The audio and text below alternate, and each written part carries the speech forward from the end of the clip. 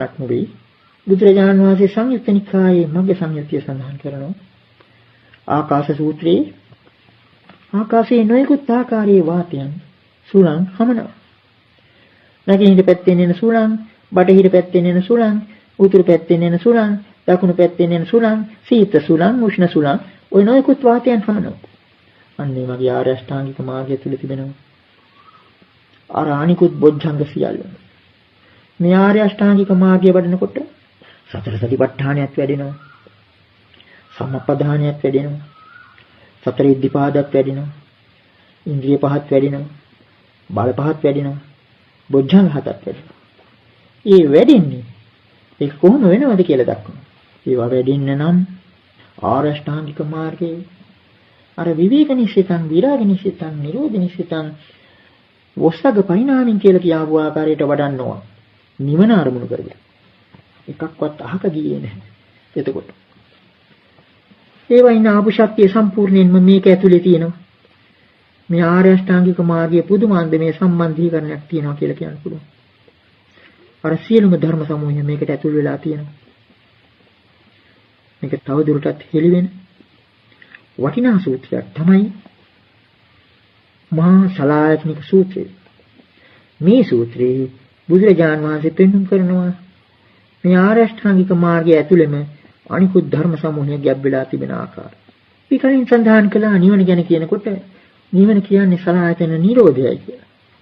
සලායතන නිරෝධය නිවන නම් නිවනට උපකාර වන මාර්ගයක් මේ සලායතන ආශ්‍රයෙන්ම දැක්විය හැකිව තිබෙන්න ඕන. ඒකේ වගේම දැක්විය හැකි.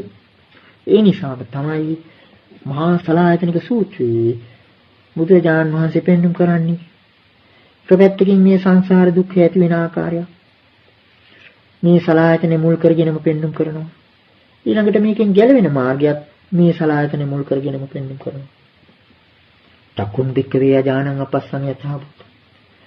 රූපේ අජානං අපස්සං යථාභූත. චක්කු විඥානං අජානං අපස්සං යථාභූත.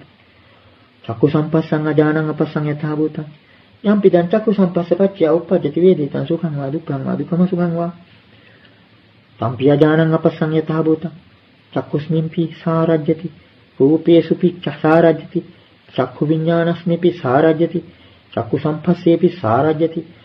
යම් පිටං චක්කු සම්පස්සපච්චය උප්පජ්ජති වේදිතං සුඛං වා දුක්ඛං වා දුක්ඛම සුඛං වා. තස්මින්පි සාරජ්‍යති.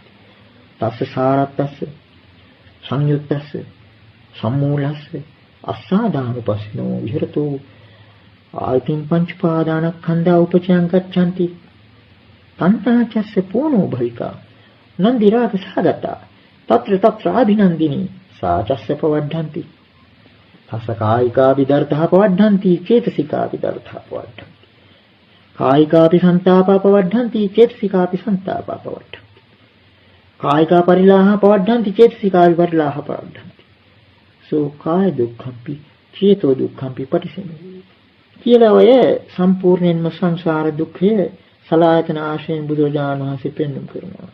චක්ඛායතනය පිළිබඳව ඒ කියන්නේ අස පිළිබඳව අස හරියාකාරව යථාභූත වශයෙන් නොදන්නේ නොදක්නේ ඒ වගේම රූපයන් ඊළඟට චක්කු විඥානේ චක්කු සම්පස්සේ නිසා යම් සැප දුක් නොදුක් නොසුව වේදනාවක් වේද ඒද යථාභූත වශයෙන් නොදක්නා පුද්ගලයා අස පිළිබඳව ඇලෙනවා රූපයන් හැලෙනවා චක්කු විඥානය හැලෙනවා චක්කු සම්පස්සේ හැලෙනවා ඒ පිළිබඳව සුව දුක්ඛ ආදී වේදනාවල හැලෙනවා එසේ යනවා වූ සාරත්ත සංයුත්ත සම්මූලස කියලා වචන තුනක් තිබෙනවා ඇලුනා වූ වෙලුනා වූ මුලා වූ ඒ පුද්ගලයා අස්සාදානුපස්සින ඒ ආස්වාද පක්ෂය දකිමින් වාසය කරනකොට පංච උපාදානස්කන්ධයේ උපාදානස්කන්ධ පහ එකතු වෙන්න පටන් ගන්නවා අර පෝනෝ භවිකා නන්දි රාග සාගත తත්‍ර ත්‍රාබිනන්දිනී නමින් හඳුන්වන ඒ තැන සතුට වෙන පුනර්භවය ගැන දෙන තණ්හාවත් වැඩෙනවා.